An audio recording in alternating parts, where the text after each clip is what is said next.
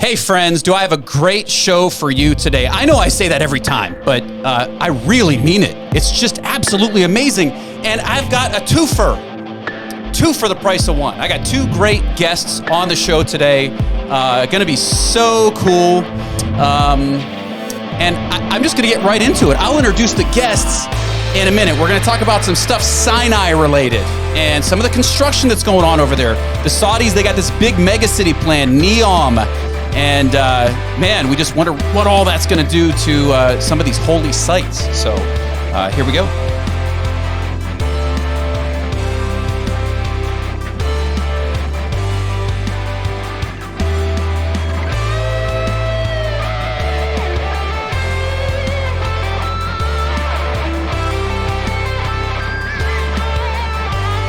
All right, friends. Well, I hope you enjoy my music as much as I do.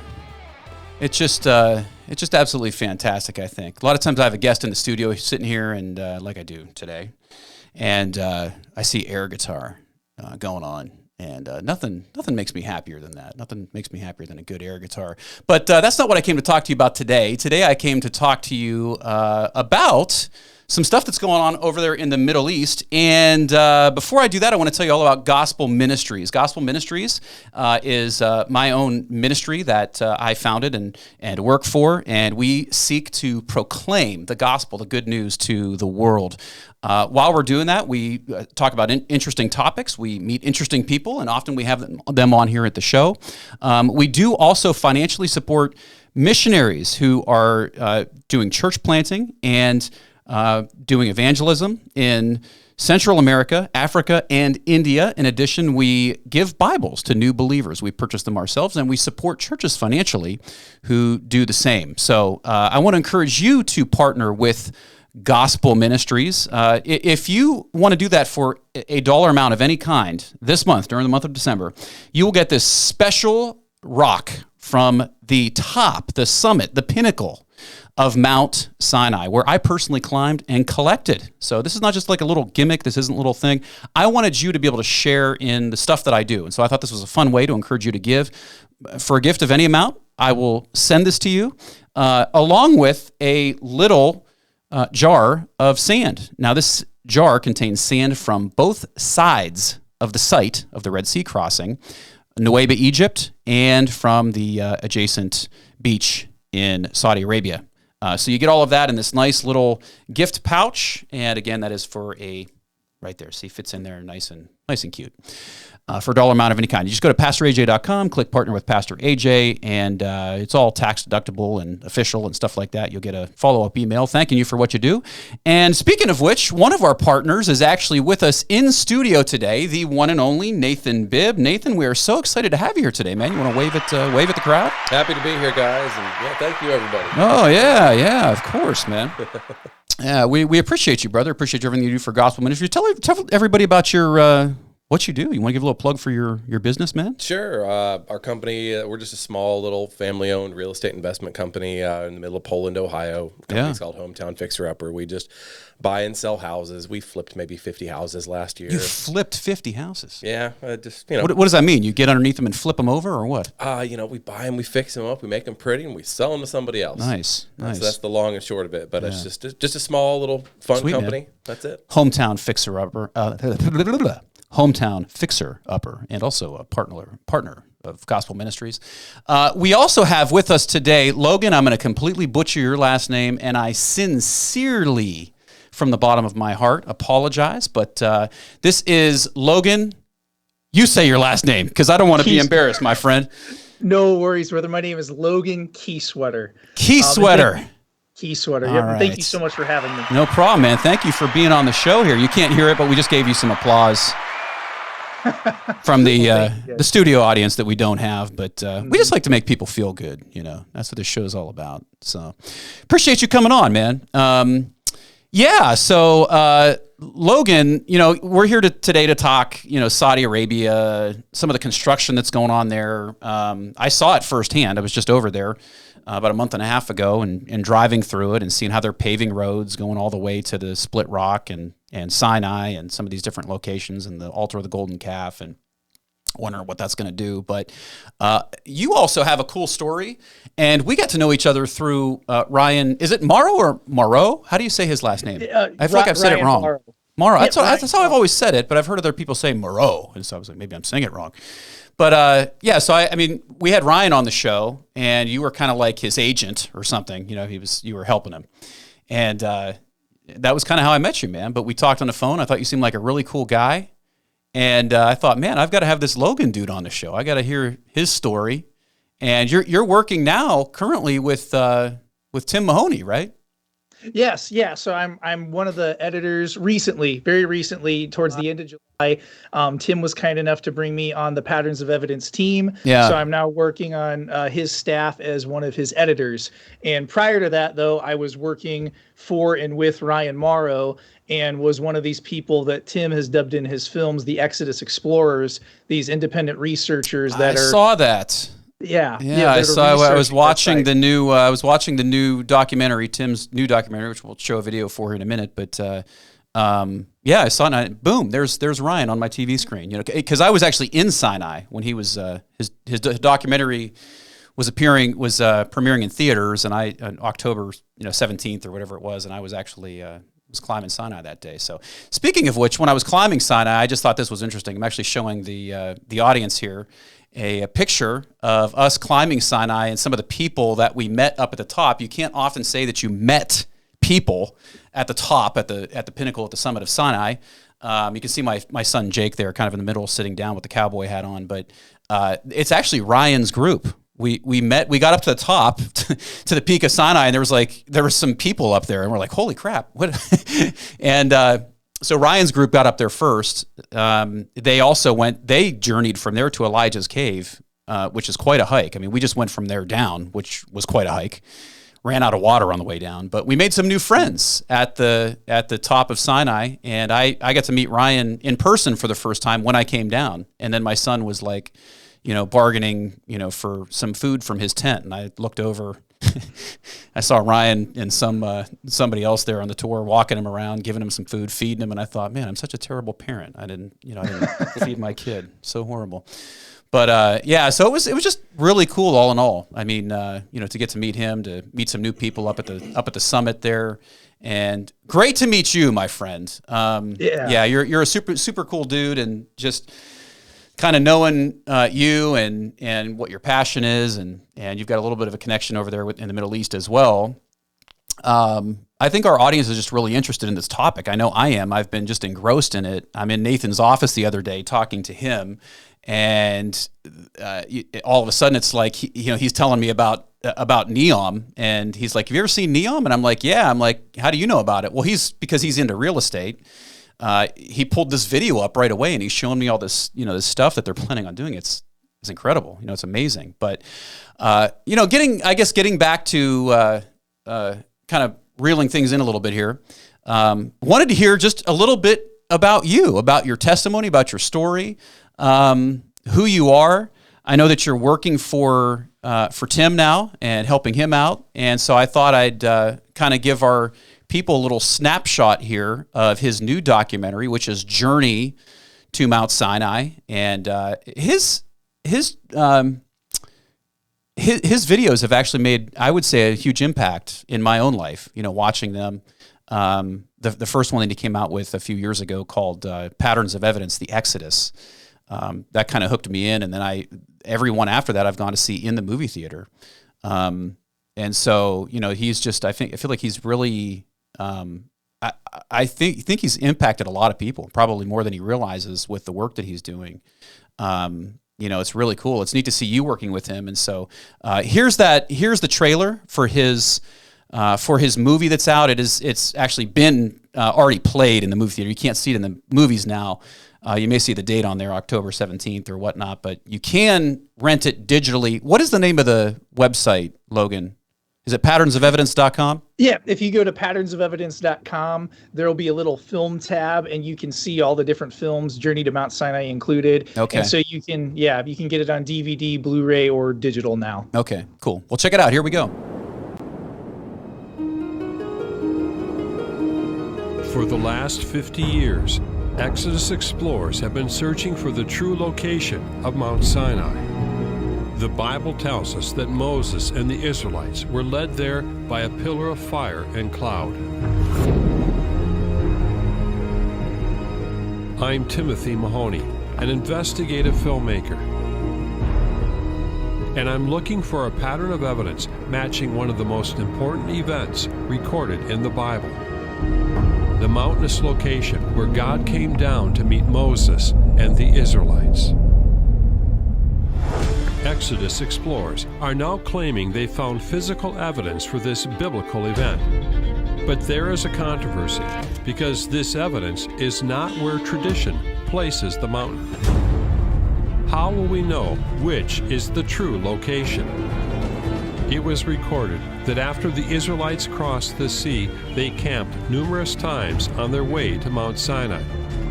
Now, for the first time, Patterns of Evidence will investigate the journey of Moses and the Israelites. What route did they take, and what evidence still remains today? Join me on this amazing and inspiring investigation. Patterns of Evidence, Journey to Mount Sinai. All right. Super cool. Super cool. And I did just watch that just a couple of days ago. I watched it, rented it digitally, watched it in my living room. But man, I'll tell you what, it's really understated, I think, what he's doing in these films. I feel like I went to seminary, so I have a doctoral degree. I went through all the process that you're supposed to go through. And I went to a conservative seminary because it was conservative. I went there. I wanted to learn from people who believed in a literal Bible. But at a conservative seminary, I heard it said that there's not a lot of evidence for the Exodus, and they don't really know where some of these locations are. And at the time, now this is over 15 years ago now, I didn't have anything to combat that statement with until I really started watching Tim's. I became aware of Ron Wyatt's, just not his discoveries, but some of these locations that he sort of popularized and helped to bring into the public focus a little bit. Noah's Ark, Mount Sinai, the Split Rock, the Red Sea crossing, some of this different stuff like that. Sodom and Gomorrah thing as well in Israel. But Tim also addresses this in his second movie. He addresses this idea that these things weren't even written down. That they couldn't have been written down, that they couldn't have been given to an audience because there wasn't a literate audience at that time. So he completely debunks that and shows, no, that's not true. He shows how potentially somebody maybe like Joseph or somebody took and developed what we call Hebrew today from Egyptian hieroglyphs, and then the Phoenicians got the alphabet from them and the Greeks got it from the Phoenicians, and that actually is how we got our alphabet. So speaking from like the point of view of somebody who is classically trained in an academic setting, these movies have made a significant impact on me. I mean, what's it like for you working with Tim, and what are your thoughts and your feelings on some of this stuff?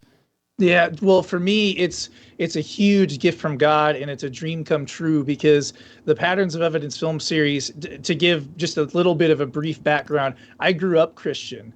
And I had that foundation. But when I got into high school and I got into college and a little bit after college, I strayed really far from the faith. After college, the reason I have this tattoo on my neck is I played in a punk rock band for 3 years. I was hoping you were going to explain where the tattoo came from, because I think we were all wondering. We all saw it. Yep, I was you wouldn't have recognized me as punk rock drummer. I had a mohawk, lip ring, nose ring, gauges. You wouldn't have recognized me at all. And I don't have a single tattoo, man. Yeah, no, I have a BC story, and I was in jail. Oh yeah. Yeah, but I mean, probably not as good as yours. So continue. No. So it's just like it was just kind of wild. And when I was, in the band, I was living a very worldly lifestyle and really bad lifestyle, and hit rock bottom. And when I was going through that time where I was hitting that rock bottom phase, I felt this pull to come back to faith because I had that foundation. Yeah. But I tried to push it away and ignore it. And then eventually it reached a point where I couldn't ignore it any longer. And I had to in order to like save myself from the mess I was in, I had to seek God again. And in doing that, I didn't just want to believe that God was real. I wanted to know he was there. So to make a long story short, that started a huge process of research that I believe God guided all the way. And it was research into creation science, evidence Wow. that confirms Genesis. And then that led into this whole topic of history and archaeology that shows that the Bible is historically accurate. And when you start looking into that, you come into this whole debate of the Exodus. What time period did the Exodus happen in, and where are the locations of the Red Sea crossing and Mount Sinai? Yeah. And that's how I got exposed to all this material, got connected with Ryan, and working through Ryan and working with Ryan, that led to a connection with Tim, where I'm now working for Tim. And so it's just a huge gift from God. And the Patterns of Evidence series was a huge part, was really central to bringing me back to faith. It was a huge step in that. I was just going to ask you that. Yeah. Yeah. So that's cool that had like a really deep impact on you. I mean, again, it's one thing to say, okay, we just accept these stories by faith. And yes, like we should. I think that should be our foundation is faith. But faith isn't always blind faith. And I think that's sort of a misconception that people have about Christianity, that it's blind faith, that we're just accepting things, contrary to the, quote, science, or contrary to, I use science in air quotes because I think often what we hear and see today isn't actual science. It's based on faith when you dig deep into it. But I think faith isn't just blind faith. Faith it's okay to have questions. And I think like as we're trying to articulate Jesus to people and show Jesus to people, we have to be able to answer their questions. I mean, it's not good enough to say, well, there's all these Bible stories and we don't have any evidence for them at all, right? But what Tim's showing in his documentaries, you're working with him now, and this obviously made a big impact on you. A good friend of ours, Ohav, was on the program here last week, and he's talking about how he asked God for some evidence, and God gave it to him, and he's talking about all this stuff. Like, this made a big impact on him. It made a big impact on you. Like, how important is this for people? What role does this play in the faith process? I think to me, I think it's critical because especially you're going to have your kids when they grow up in high school, and especially when they get into college or go to a university, more than likely you're going to come across professors who, whether you're in a biology class or an ancient history class, who are going to attack your faith. And sometimes I think some of them deliberately, they're going to try to attack your faith. And like, we have to equip the next generation with answers to these questions, and we should equip the church with this too. These are tools that we can use to strengthen the faith of believers and to get people who are unbelievers who might need that evidence to start thinking and looking into it and seeing that the Bible is founded in true history. Yeah. So I think it's Ken Ham from Answers in Genesis. I think he says something to the effect, or has said something to the effect, that if the Bible is true, there should be evidence that these things happened. And I mean, when I started studying this and looking into this, and this is no exaggeration, I started finding in literally every realm of science you look into, there is evidence that confirms the Bible and shows that God is real, that there is a creator, and shows that the history in the Bible is solid. It's all there from A to Z. Yeah. And I think it's super, super important, especially for the world we live in that's very secular. Amen. Yeah. Nathan, what is your general thought on some of this stuff as you hear it for the first time? I mean, do you have just like a general feeling? What is your thoughts? I mean, you might be hitting you for the first time. This evidence for the Bible. This is very much new to me, and you guys exposed me to this, and it just kind of like cross-referenced something that I was looking into on the real estate side. Okay, right. Like, I had never thought about the actuality or the location, or I love Google Maps, and I've never looked at all those places that you showed me. And then I started just lining them up with a lot of stuff I was already looking into anyway. Yeah, so this is all very new to me. That's super cool though, I think. And like that was Logan, one of the reasons I wanted to take my son to Sinai was because I wanted him to see it in person. I wanted him to be impacted by it. But I would love for more people to I guess just get acquainted with some of these things. So Logan, I mean, back to you kind of having your journey to faith, and now you're doing this, what kind of things are you thinking of moving into in the future? What are you looking forward to? How are you working with Tim? And I guess he's planning a part 2 to this journey to Sinai. It's the first part covered like a couple of potential mountains, potential Sinais, and then the next one he's coming out with. And what's some of your role in this? What are you looking forward to doing in the future? Yeah. No, I'm looking very forward to everything that's coming up. So Journey to Mount Sinai 2 is currently being edited right now. So we are working on it, and the goal is to have it out in as early as possible in 2023. I don't want to give any exact dates because I don't think I probably should. We want to know.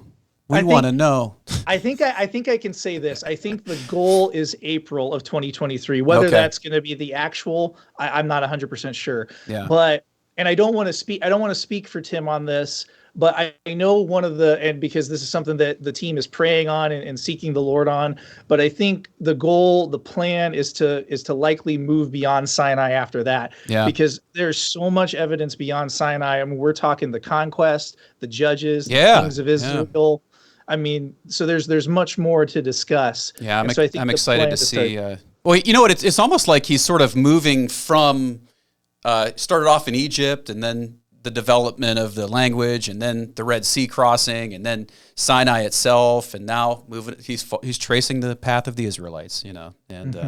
So yeah, super cool, man. Well, we're looking forward to seeing all that he comes out with and all that you do, and how you're involved in that as well. So that kind of brings me to the thrust of at least what has been on my mind since I went there, and that is a lot of the construction that you see happening. We went to what is basically an untouched area, and when we were over there, we went with Andrew Jones's group, and thank you, Andrew, for just showing us a great time and being super cool. It was like going on a trip with a youth pastor, I keep telling him. It was fun, and I brought my teenager with me, so it really had that kind of vibe. But I liked Sinai so much better than Israel when I finally got to Israel. Being on the Sea of Galilee impacted me because I thought I'm on the sea that Jesus was on. But when I was in, for the most part, Jerusalem, it felt very commercial. There was really nowhere that I went in Jerusalem where I felt, oh, this is authentic 2,000-year-old territory, or so on. I mean, it's been built over how many times, conquered and reconquered. But in Sinai, when you go to the site of the Red Sea crossing, when you go to the Split Rock, it feels like you're taking a step back in time 3,500 years to the time of the Exodus. It feels very untouched. Yet when we were going there, and that's all part of the experience, that's part of what makes it so magical. When we were going there was a lot of construction going on. I mean, a lot of construction. And what is, for those who are in our viewing audience, they were paving roads to the Split Rock. They were paving roads to Sinai. There's one that already goes right by where the altar of the golden calf is. How might this impact what they're doing? And it's all part of, too, maybe comment a little bit on, too, Nathan, if you want to as well.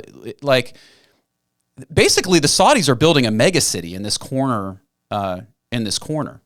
And so, I guess maybe, Logan, you could comment on how might this impact these sites, and then Nathan, I know you've been looking at this Neom project and all that stuff. You can tell us a little bit about Neom and I guess what they're trying to do. All right. So through my research today, what I found out was I already had the very high level tip of the iceberg overview of what this was, right? Yeah. And that's what I showed you. But then when I started looking deeper into it, I realized it's the entire region that you're talking about. Yeah. So Neom is the region, which is actually encompassing several different developments. We have the line, which is the one that I told you about. Yeah. But then there's also a mountain resort, which the line where I showed you, which is just on the northeastern. Let's see, where was the line? It was I think the southeast of the Red Sea at the Strait of Tiran, I think it was called. Okay. And then where you showed me the Mount Sinai site that you went to, north of that is the mountain resort they're trying to make. Okay. And so then you go a little bit further down around the actual Red Sea and get out of the whatever that bay of whatever is. Called the Gulf of Aqaba, you mean there? Yes, the Gulf of Aqaba, yeah. And you go a little bit further around the Red Sea, then they have this this other city called Oxagon, and it's actually like it's an octagon city. Wow. That is it's going to be half a floating city, Okay. and half on land, and it's going to be this like crazy futuristic shipping port. Holy cow. Like it reminds me of like an Amazon facility, like, you know how they have all the robotics and crazy things going on, but it's going to be run by like AI. And the dream of this thing is enormous, but the whole point of it is the region. It goes from north of Mount Sinai, where you showed me, all the way like way south. So I mean, any historical stuff that's in there, and you said that you saw the roads being built. There's video of it. Yeah, They're right now. already building an airport. They've already broke ground on the line. But it's whatever's going on will affect that entire region, like probably 1,000 square miles. Yeah. If you are watching the program, you just saw a video of that was actually shot while I was there. Andrew shot some of that, and Andrew and Lucas of the roads that are being paved. And we're driving through construction areas in the wilderness, like on our way to. There's nothing there. Yeah. I mean, it's just the middle of nowhere. Yeah. Which, and now you can see a video of like, I guess what they're planning. I think this is the official Neom video. This is what you showed me in your office the other day. They're planning like this lined wall city, and some of this goes directly through Sinai. Am I correct in saying that, Logan? Yeah, I believe that there, especially what Nathan's talking about here, the Trojena, which is the mountain resort that's being built.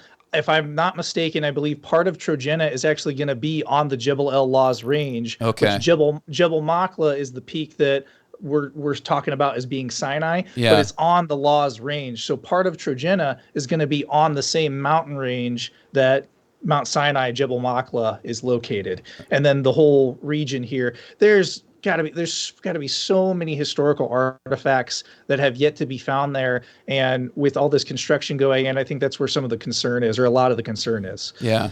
Tell us a little bit, Nathan, about, just how innovative this is, if that's the right terminology, in terms of what they're actually trying to do. Because I know when I brought this up to you, you're like, have you heard about Neom? And I'm like, I've not met anybody else from Ohio that has heard about Neom. And then you started telling me all this stuff that they're doing. You can see video of it now, but it's like, what are they doing? All right, so first off, it's a really cool project in renderings, right? Do they have the ability to pull this off? I don't know, but if they do, they're going to change the face of the entire Looks like they're planet. lobbing nukes in that part of the video. What the Saudis' goal with this is like, they've primarily been, they've been one of the top dogs in the energy sector for since the day that they found black crap coming out of the ground, right? Yeah. So that changed their entire country right there. And so they've been a leader of the energy sector, but they're tired of being like, let's say, that being their only trick. That's their one dog trick, right? Everything else past that is mostly negative about Saudi Arabia. The treatment of women and just, all the bad things that happens out there. So they've been trying to change their worldwide persona to more technology, more innovation. Okay. A hub of the business world. So that, this region that they're doing, it's like, it's an 8-hour flight. This is part of the thing they're marketing. It's an 8-hour flight for 70% of the world. So they're trying to take what Dubai has done, what Abu Dhabi has done, and they're trying to put their own spin on it for Saudi Arabia. But they're trying to change the future of human living and human existence. Wow. So they're just trying to take humans to a next level by doing this. Now, it's really cool when you watch the videos and they're like, oh, that looks really neat. But the concerns behind it are immense. Yeah. And what are some of those other concers? What would you say? I got some notes here. Let me just run through the notes. Okay. But the things that people are talking about is, number one, just the dangers of construction. You're affecting potentially all these, historical sites that you guys are talking about. But past that, I don't know what the weather is out there. I think on average it's like 140 degrees during the day. Like it's hot. There's a lot of videos online just talking about how people will die by the tens of thousands just by doing this construction. Really? Heat exhaustion alone. They are building this megacity in the middle of the desert. You already saw the new roads coming. This is the funny thing about the financing side of this thing. They're saying it's going to cost $5 billion. Where are they getting? I know that the Saudis are rich, but like, where are they getting all? You're talking about an insane amount of money. All right, so here's something interesting that I found about this is somebody did, a cost estimate of what it would cost to build the Empire State Building. This thing is as tall as the Empire State Building, but then 105 miles long. Holy cow. So how many Empire State Buildings fit in a 105-mile long line? I'm not sure. I don't have the answer to that one, but it's going to cost $600 million to build one Empire State Building. Yeah. That only gives them, what, 100? Well, I don't know. You have to fact check my math there real quick, but that does not give them that many Empire State Buildings to build in 105 miles long. And this is supposed to be the budget for all three. Well, the cost of building one Empire State Building is probably enormous. I mean, $600 million. How do you? What they said. Could the United States even pull something like this off? But they're doing it. I mean, you could see the construction. I was there. I mean, they're doing it. Logan, you were there. You could see it. See pictures of it. It seems like they're moving forward with it, right? At the end of the, sorry, go ahead, Logan. No, I don't have much to add to that. I was just going to say it does seem like they're moving forward with it. I was talking with Andrew and Lucas, who were out there, and Lucas told me in 3 weeks he was like, it was crazy how much progress they had made just on the roads by the Split Rock area and by Jebel Makla. Yeah, when we were at the Split Rock, Andrew took it upon himself. We actually get a little ride around the Split Rock from a couple of the utility guys that were working there in their pickup truck, and of course he said he's like, hey, you guys are paving roads here, huh? And we saw markers all the way out. You got to drive through the wilderness to get to Split Rock for half an hour from the first main road through the wilderness. And there were markers the whole way. You could tell they're planning on doing something. And these guys that actually picked us up at the Split Rock, they're like, yeah, this will all be paved in a month. It might be paved now, for all I know. I mean, because that's what the guy told us. He's like, no, this will be done in a few weeks, paved. So, and how might that affect? I mean, how might that affect these sites? Okay, big deal. They're paving roads, Logan. They're paving roads out there. Like, how might what's that going to do? How's it going to affect the Split Rock? How's it going to affect Sinai? Are they going to blow up Sinai? I mean, what's going on? No, so I have a couple thoughts on that. So with the paving of roads, something that you said, and this is something that Ryan has said before too, when you go there, it is like you step back in time to the time of the Exodus. Yeah. And if you have all this construction and roads being paved back there, it might be nice for easy access, but it totally changes the lay of the land, and you don't feel like you're stepping back 3,500 years ago to the time Moses and the Israelites walked in these areas. Ryan's big concern, and this is something he's talked about before, is he doesn't want it to turn into a situation like Egypt, where you have the pyramids and then you have all this modern construction. We stayed at one of those hotels looking at the that are in the pictures. Yeah, that's exactly what's happening. Like it's going to make the access to these incredibly easy, and it will ruin the integrity of what this thing is. Currently, is that good or bad? I mean, who are we to say? I mean, it could give new light to these historical sites if they're preserved correctly, and let more people see them that don't have the ability. I think that would be my hope, that they do something like that. But I mean, like I know Andrew mentioned maybe you start to see graffiti on something. I know that we actually took one of the rocks that people look at when they're there that has the soles of the feet on it, and we moved it. Logan's like, oh my gosh, you moved it. We moved it out of the way of where the road was going to be because it looked like it was in the middle of one of the road markers. So we moved it over a few feet. And I remember I told Ryan about that at the base of the mountain. I'm like, just in case your tour group's looking for it, like we moved this rock because we thought, well, maybe they'll be building a road and they'll just pave over this incredible, archaeological site because you see lots of petroglyphs while you're there. Maybe some of that stuff. I don't know. I mean, we really don't know. I mean, certainly, Nathan, you mentioned different concerns about people, lives lost, things like that, people dying. I mean, sure, there could be some of these, it could have an effect on the way some of these things are viewed. Maybe there's graffiti, maybe they pave over, some of the historical parts of it. I mean, who knows?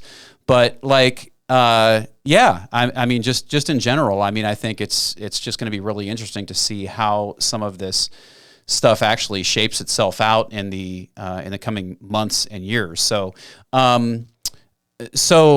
Nathan, you're a real estate guy, and you were just kind of you were Googling. Is that the right terminology? Over Googling. Neom? Yeah. You were Googling. Yeah. Okay, but you were oogling a little bit too. Yeah. I was ogling. Are you? Is this something you'd want to get in on? I mean, would you, as a real estate investor? Yeah, absolutely not. I think, okay, so here's my real thoughts on this thing. Yeah. All right, first red flag out of a long line of red flags is the guy that owns the construction company. Okay. Guess who that is? I don't know, Crown Prince? Mr. Crown Prince himself. Oh, okay. So even if this whole project completely falls apart, which I think it's a very low probability that this thing comes to fruition. Really? If it does, great. I mean, $500 billion, I don't think that'll get them one building. And it's supposed to I was going to say, I question whether this can happen for $500 billion. I mean, like, I'm just throwing out a number, but we print money like that out over here every day. I expect this to be in the double-digit trillion budget by the end of it. Because one thing I've learned about the Saudis through my research is once they they have an idea, then they like to go big. Then they like to go bigger and bigger and bigger. And it's more of just like, hey, who's got the biggest thing in the room competition at some point? Because this guy, he's looking at Abu Dhabi. Yeah. And he's looking at Dubai, and he's like, oh, we're going to do this and we're going to win, which is not the right motivation when doing a project of this size. But at the end of the day, even if the entire project falls apart, he's going to become even filthier rich through this entire process and just bail out in his golden parachute and then potentially leave this entire region half whatever, wherever they get to. What's funny is I just really never thought about it like that. I mean, maybe it just doesn't happen. Interested. It looks like they're moving forward with it when you're there and you see all the construction. Now, look at other projects that have gone on in Saudi Arabia. The half projects that have not been finished. This is an old game. Really? You've got some real estate developer that's got this island down in the Caribbean, and they're going to build this amazing, amazing hotel. They raise all this money, and then they get to framing, and the whole project's done, and you can't find the guy. Yeah. Logan, what are your thoughts on some of this, man, as you're hearing about it? I think Nathan's making some really good points, because it's like, with what the hopes and goals of this are, is it even financially feasible for it to take place and to happen? And just the massive scale of the production and the construction that's going to go on here, is it physically possible to do, especially in the time frame they want to do it? So I think Nathan's making some really good points with that, and that's something that we've kind of wondered a little bit about too. Is it going to happen? It looks like they're, like you said, AJ, it looks like they are moving forward on things, but is it possible to fully realized or not? Yeah. And so that's something that I go back and forth on, and we've kind of debated about and thought about amongst the Exodus Explorer crowd. I think I'm a part of that now. I'm like officially a part of the crowd. You're a part of the club, man. Sweet. Rocks from the top of Sinai. Sinai. I love it. Right here, baby. So, right here. Yeah. Yep. That's it. Yeah, I guess I haven't really thought about, just the fact that it might not happen. I questioned, how can they do this? I mean, even in that part of the world, there's nothing. There is nothing. There isn't a city that they're connecting this to, right? I mean, this is proposed to be like literally built in the middle of nowhere. And then you're talking about the amount of money. It took them here in the United States, the richest country in the world. It took them over a decade to build the new World Trade Center, which we don't call the World Trade Center anymore. I don't think we do. Do we call it that, Nathan? Well, technically, there is no World Trade Center, so. Yeah. So it took us over a decade the scale. I don't know, man. I mean, Nathan, maybe I'm with you, man. I just don't know if I see this thing really happening now that I process it. Center, they built it in the middle of New York City. Now, there's challenges in that, of course. Doing a major construction project with the most infilled place in the entire world, right? Outside of Tokyo, but they're building this in the middle of the desert. They got to build roads. They got to build the infrastructure. Plumbing. You got to have all kinds of stuff. Even electricity. It's gonna be all self-sufficient. So I mean, they're gonna have wind power. They're gonna have solar power. The entire mirror glass facade of this thing is energy consuming itself. Collecting itself. But they're talking about making these subway systems, right? You can get from 105 miles in 20 minutes. Okay. One end to the other in 20 minutes. That's 315 miles per hour. That's pretty quick. Yeah. But what happens when one part of that track goes down? Are 500,000 people late to work? I was just looking at this thing going the way they're talking about it, I'm looking at this and I'm like, okay, they have this, it looks nice on paper, like you said, like the little thing that they make, the graphics that they make is amazing. It's got glass, and so, okay, it's solar powered, it's wind powered. They're trying to preserve the integrity of the wilderness, where even if you're looking at it, you're looking at reflected glass. It doesn't look like a city. Yeah. Let's say you're traveling in the wilderness. But how many people are they talking about living? 9 million. 9 million every people. Time I've looked into it. So if 9 million people are living here, they're never going to venture outside of the glass. So they're only going to live there. And the point I'm getting at is, it's going to leave a mess no matter what you do outside of the glass. I don't know what I'm talking about. I'm not a builder. I'm not a developer. I'm They're going to have the most futuristic waste management systems. I mean, they're going to have vertical farms in this thing. Okay. I imagine it's going to be mostly like a plant-based society, unless they're eating like cultured meat in there, like the new meat that's you're not shipping. Maybe they'll be smoking a bunch of weed. Maybe I mean, you're not shipping in cattle to feed 9 million people a day. Yeah. So there's just all these ecological concerns that are weird. But then furthermore, even the population itself, yes, it's built for 9 million people, right? Yeah. What if you only have 6 million? Or what if you end up having Yeah, 11 how do you million? convince people to go there. It's You're either going to have, unless you have your perfect amount are they population, recruiting people? How are they doing that? be. I mean, they're going to have to be eventually.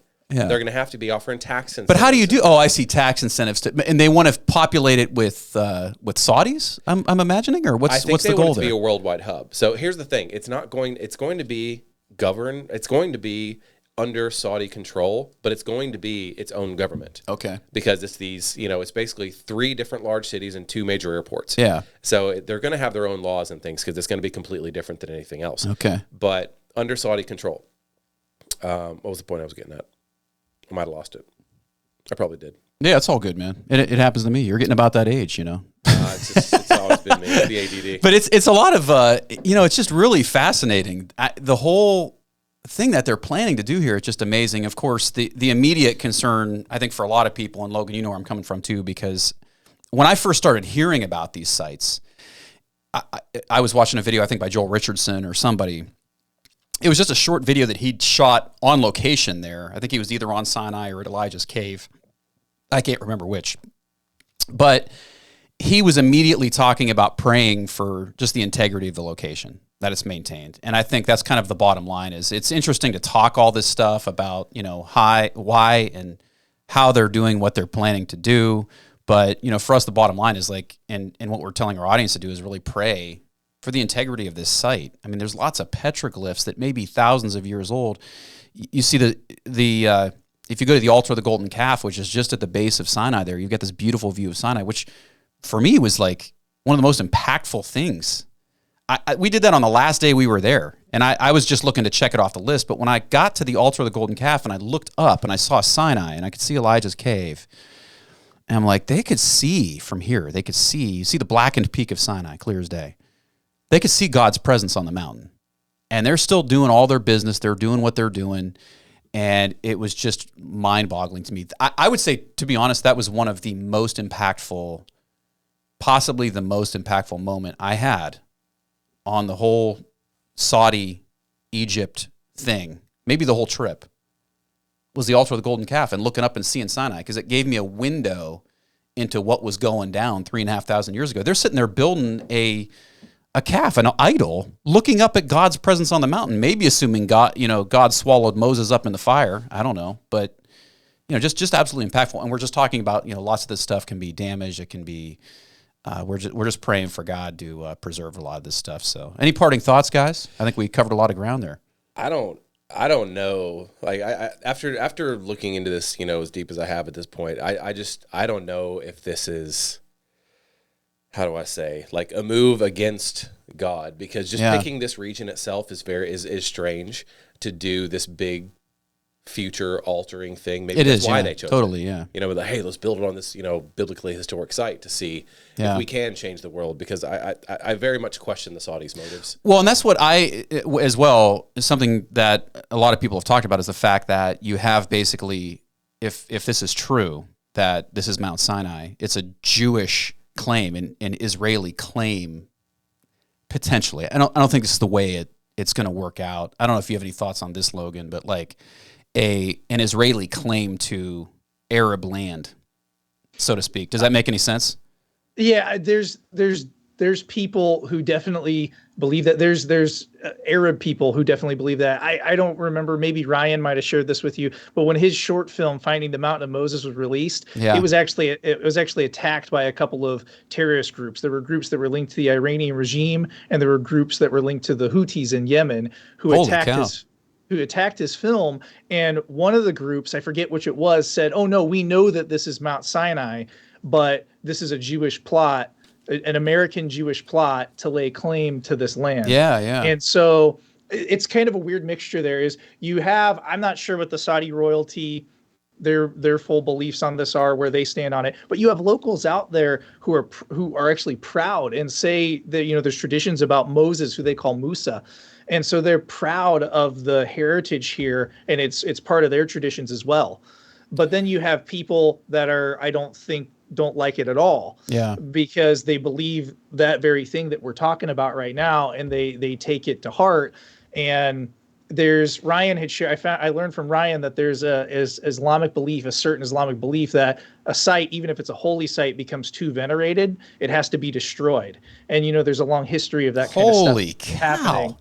So you have this mixture. You have a mixture of Saudis who are proud of the heritage of Moses being there, and then you have others who are very aggressive towards any idea of any Israelite connection whatsoever. I have a quick follow-up question on that, because what was that group you said? The what? Hawiwis? The Houthis. The Houthis. The Houthis. All right. So when I was looking into this, so there's already a group of people that are in this region, and they're being forced to get out.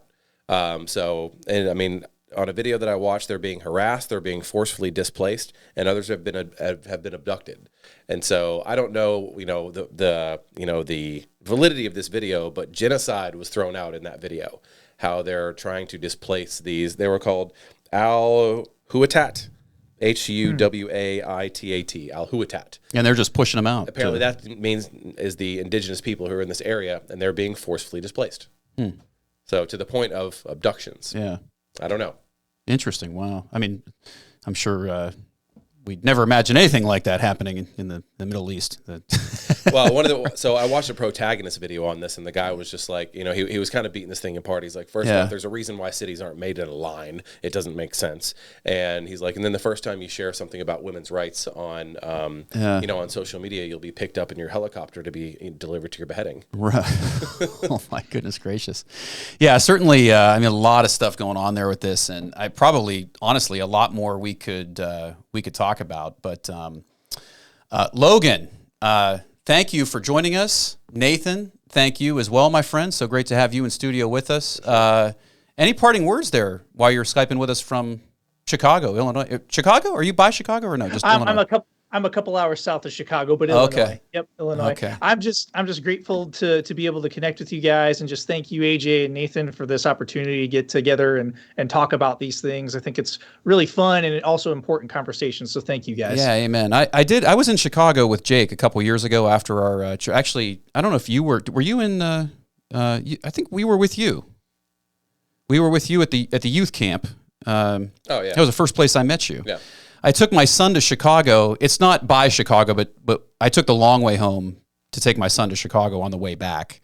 It was in Indiana, the youth camp. You were there in Indiana, right, when we went there? I was on a bus. I think it was Indiana. He said, just drop me off. I was like, just a bunch take of me to youth the place. teenagers. And my cab driver, he was an Uber driver. He stopped. He dropped me off at the Bean in the center of town there, the big silver bean, mirror bean. And he came back like half hour later. I left my son with some cops so I could go get my luggage. And while I was gone, my son tells me, that the cops were like apparently bantering with people they were saying, hey, I'm going to kill you to the cops and stuff. And I'm like, oh, and they're like, yeah, you're the one running, and he tells me all this stuff. Well, finally our Uber driver shows up after he dropped us off, and supposedly was just going around the block while I got my luggage out of the car and left my son with some cops, and he got pepper sprayed. His shirt was soaking wet. It was actually in the news and everything. It was like in the media. I looked it up later.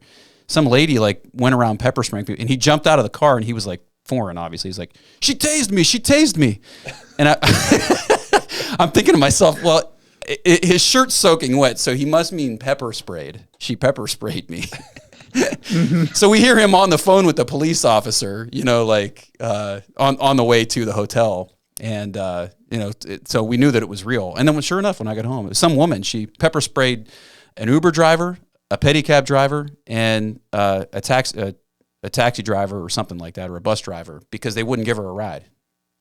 So, wow. and then they caught her dancing on the top of a car. But yeah, that was my trip to Chicago, Logan. I'm sorry. I promise you we're not all like that. Yeah, it was. I know you're not. I just that was my remembrance. But anyways, great having you, my friend. So great having you. Thanks for joining us. And I did want to close with a word of prayer because If you're listening to some of this stuff for the first time and you're thinking about visiting or seeing like one of these sites in person, you can do that. There's lots of different groups that go. Discovered Media does groups. Andrew Jones does them. Ryan Morrow does them with another group. You've also got, I think, Joel Richardson takes people there as well. I know they actually tented at outside like the Israelites did, but there's people like you, Logan, like others. If you're listening to this, that this evidence has obviously made a huge impact in their lives in terms of the truthfulness and trustworthiness of the Bible. So I just want to encourage you to say a prayer. Say this prayer with me, if that's you. Lord Jesus, I just want to open myself up to some of this evidence and some of these things that have been presented to see what you might show me. I'm not sure if I believe, but Lord, I'm open to believing. I don't need to have all the evidence, but the Bible should show itself to be true if it indeed is. So, Lord, give me some evidence.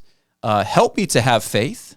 And, Lord, I just open myself up to you, Lord, for you to change me and make a difference. I invite you in now, Lord. Change me in Jesus' name. Amen. If you did say that prayer, I really believe God is going to do something special through you. And I want to invite you to join us again on this show. We talk about lots of cool things, lots of fun stuff on this podcast. Again, thank you so much, Nathan, for joining us. Appreciate you. And thank you, Logan. We are so excited that both of you guys were able to join us here for the show today. God bless you both. And I guess having said that, we will see you next time. Peace out.